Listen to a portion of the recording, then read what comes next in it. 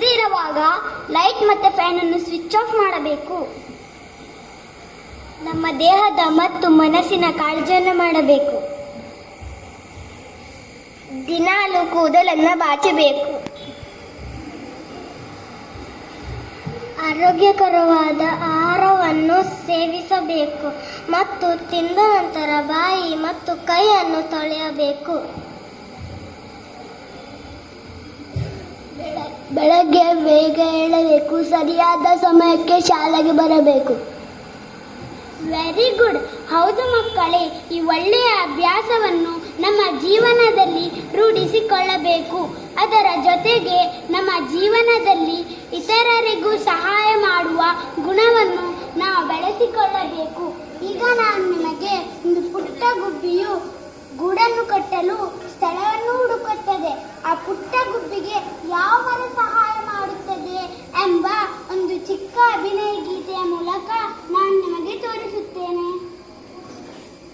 Okay teacher.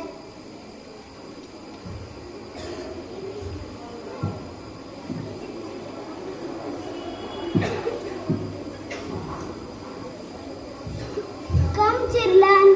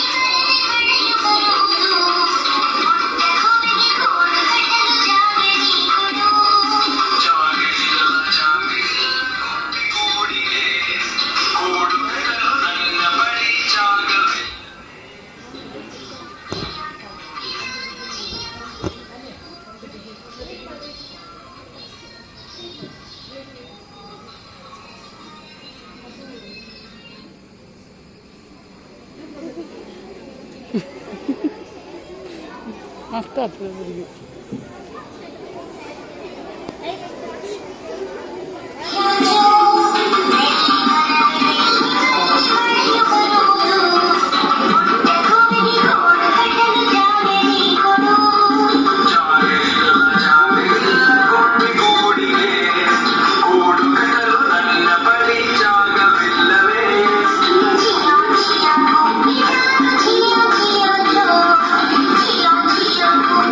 Yeah.